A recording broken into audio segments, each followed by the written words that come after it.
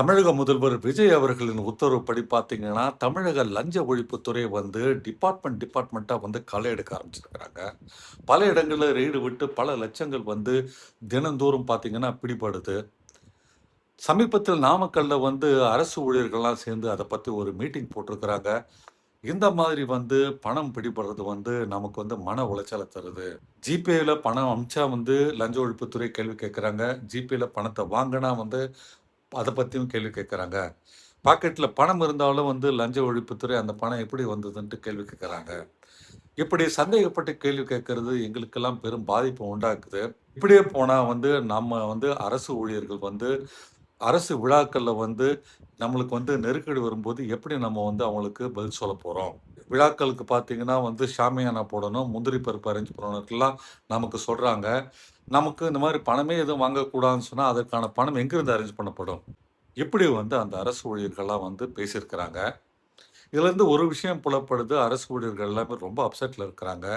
2வது இன்டைரக்ட்டா வந்து ஷாமியானா போடுறதுக்கும், முந்திரி வாங்குறதுக்கும், சேர்கள் வாங்குறதுக்கு, அப்புறம் வந்து நலத்திட்டங்களுக்கு மக்கள கொண்டு வரதுக்கான செலவுகள்லாம் இவங்க செய்றதா சொல்லி, இவங்க பணம் வாங்குறதும் வந்து இன்டைரக்ட்டா வந்து சொல்லியிருக்கிறாங்க. அவங்களே ஒத்துக்கிட்டு இருக்கிறாங்க.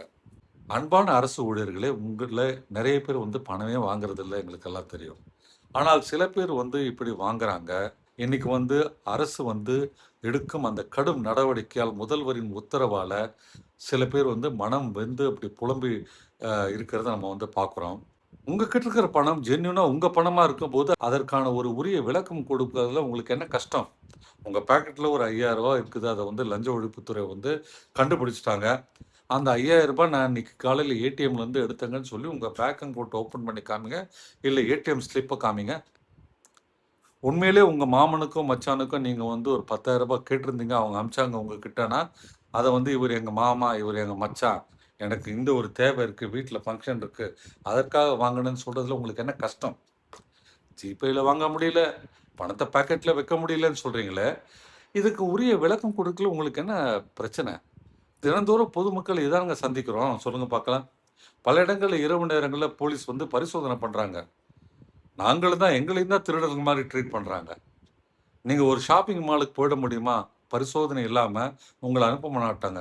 ஐயோ! எங்கள சந்தேகப்படுறாங்கன்ட்டு நான் கதறினா, ஷாப்பிங் மால்ல எனக்கு அனுமதி இல்லை. இரவுதோறும் போலீஸும் வந்து பார்த்தீங்கன்னா, பல வாகனங்கள நிறுத்தி பரிசோதனை பண்றாங்க. ஐயோ! நாங்கள்லாம் என்ன குற்றவாளிகளா? எங்கள போலீஸ் பரிசோதனை பண்றாங்க. அப்பன்ட்டு பொதுமக்கள் புலம்புறதில்ல.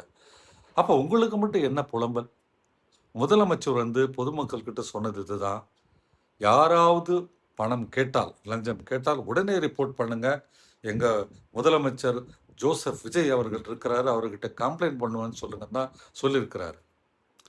இப்படி இருக்கையில இன்னுமே வந்து உங்கள்ல சில பேர் வந்து பணம் வாங்குறதுனால, அரசுக்கும் கெட்ட பேர், தாவேகா கட்சிக்கும் கெட்ட பேர், முதலமைச்சர் சொல்லியும் பணம் வாங்குறீங்களேன்ட்டு அவருக்கும் கெட்ட பேர். உங்களுக்கு உரிய ஆவணங்கள காமிக்கிறதுக்கு என்ன வந்து அதுல வந்து உங்களுக்கு பிரச்சனை?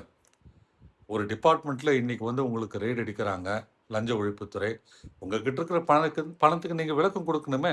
எப்படி அன்னைக்கு ஒரு 30,00,000 40,00,000 வந்து சார் பதிவாளர் ஆஃபீஸ்ல வந்து பிடிபடுது?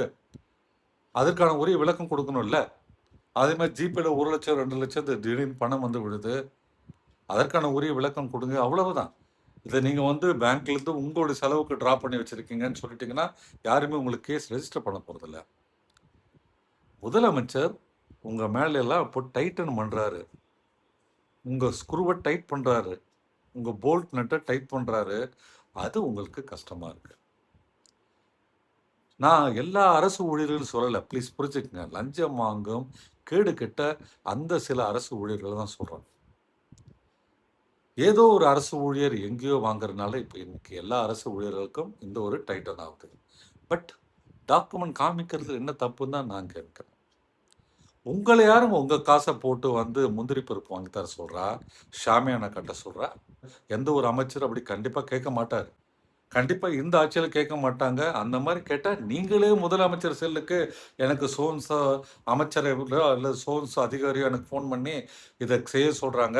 நான் வந்து லஞ்சம் வாங்கல. நான் முந்திரி பருப்பு வாங்க மாட்டேன். அல்லது நான் வந்து ஒரு ஷாமியானா அரேஞ்ச் பண்ண மாட்டேன்.